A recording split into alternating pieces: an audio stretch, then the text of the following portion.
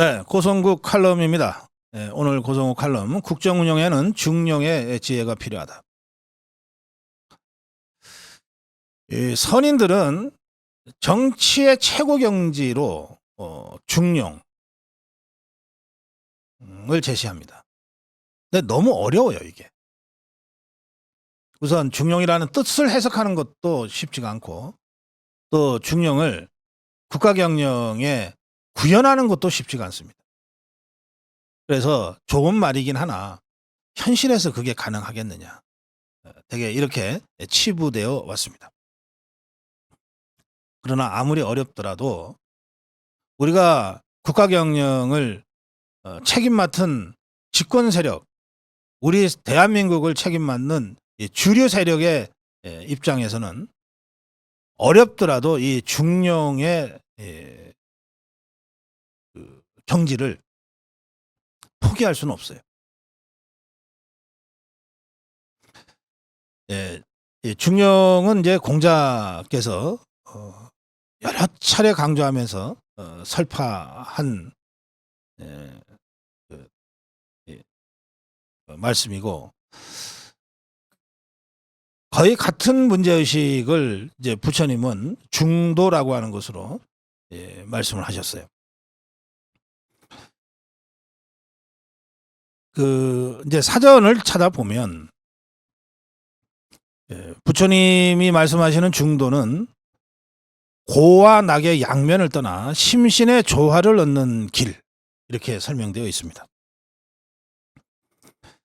고와 낙의 양면을 떠나서 심신의 조화를 얻는 중도 수준, 중도의 경지에 달았을 때 비로소 진정한 깨달음인 도가 있다. 그래서 부처님이 성도한 후 고행을 함께한 5명의 비구들에게 가장 먼저 설교한 것도 이 중도다, 이렇게 설명해 주고 있습니다. 중용은 극단 혹은 충돌하는 모든 결정에서 중간의 도를 택하는 이제 유교 교리를 얘기하는 것인데요. 치우침 없음, 그리고 일상적으로 꾸준함이라고 하는 의미로도 해석이 됩니다. 공자의 중용 지도는 인성의 선악 양면을 모두 인정하고 일의 대소 후박을 참작하여 시의를 쫓아 그 가운데를 취하는 것이다, 이렇게 설명하는데, 이게 말은 쉽지만 참 어렵습니다. 선악 양면을 모두 인정하고 일의 대소 후박, 크고 작은, 또 무겁고 가벼움, 이런 것들을 잘 참작해서 시의를 떠나 당시의 그 상황에서 가장 적합한 수준의 해법을 제시하는 것, 이걸 이제 중용이라고 설명을 해왔습니다. 그러니까 이게 어디 쉬운 일이겠습니까? 저는 이제 정치학자로 한 40년 공부를 하면서 한 번도 이 중용, 중도의 어떤 문제의식, 화두를 놓은 적이 없어요. 제가 이 정치학자, 정치평론가로서 이 문제에 관해서 갖고 있는 지금의 생각은 이렇습니다. 어렵게 얘기하지 않겠습니다. 정치에서, 국가 경영에서 중용이란 균형 잡힌 국가 경영을 해나가는 그런 상태를 얘기하는 것이다, 이렇게 저는 이제 해석을 합니다. 그런데 이 균형 잡힌 국가 경영, 중도의 경지, 중용의 경지를 국가 경영 차원에서 구현하려면 그냥 적당히 중간에서 이쪽 눈치 저쪽 눈치 보는 거하고 다른 겁니다. 이래도 좋아 저래도 좋아, 그런 처세하고도 다른 겁니다. 제가 생각하는 중용 지도의 국가 경영은 어떤 거냐. 첫째, 시시비비를 엄격하게 가리는 겁니다. 시시비비를 가려서 이건 잘못됐고 이건 잘 됐어, 이건 문제고 저거는 장점이야 라고 하는 걸 엄격하게 가려야 비로소 균형점이라고 하는 걸 찾아갈 수가 있어요. 중용이라는 말을 쓰고 중도라는 말을 쓰면서 시시비비도 가리지 말라, 하는 것은 그건 사이비 중용입니다. 시시비비를 엄격하게 가려야 돼요. 두 번째는 시시비비를 엄격하게 가린 후에 국민 눈높이에 맞춰 가장 합당하고 합리적인 선택을 해나가는 겁니다. 시시비비를 가려서 잘못을 드러내고 그 잘못에 대한 처리를 국민들이 납득할 수준까지 하는 겁니다. 이를테면 우리에게는 좀 더 엄격하게, 그리고 상대에게는 가급적이면 관용을 베풀고. 예컨대 그런 국민적 합의가 있다면 내로남불이 아니라 스스로에게 더 엄격한 이 잣대를 들이냄으로써 시시비비를 국민 눈높이에 맞춰서 가려내는 거예요. 그러면서 합당한 수준의 결정들을 해나가는 거죠. 그래서 이 결정이 국민 다수의 지지를 받게끔 만들어내는 겁니다.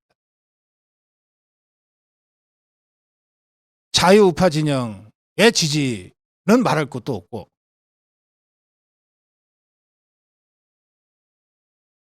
이른바 중도층 부동층으로 분류되고 있는 30~40%의 국민들 중에서도 다수가 지지하고 선택할 수 있는 그런 결정들을 합리적으로 이끌어내는 거죠. 이거는 시시비비를 아예 가리지 않는 것과 차원이 다릅니다. 시시비비는 엄격하게 가리되, 그래서 시는 시로 비는 비로 처벌할 것 처벌하고 받아들일 것 받아들이되, 그 처벌의 강도와 수위, 받아들일 것의 강도와 수위를 국민 눈높이에 맞춰서 함으로써 국민 절대 다수가 지지하게끔 만드는 균형 잡힌 정책을, 균형 잡힌 정치를 해나가는 것을 정치에 있어서, 국가 경영에 있어서 중용 지도라고 하는 겁니다. 그러면 어떻게 되냐? 그러면 국민적 공감이 생겨요. 그러면 국민적 공감이 생깁니다. 그리고 국정 운영에 안정감이 쌓입니다. 그 결과 뭐가 됩니까? 대통령과 집권 세력, 우리 자유우파 주류 세력에 대한 국민적 신뢰가 조금씩 쌓여가는 거예요.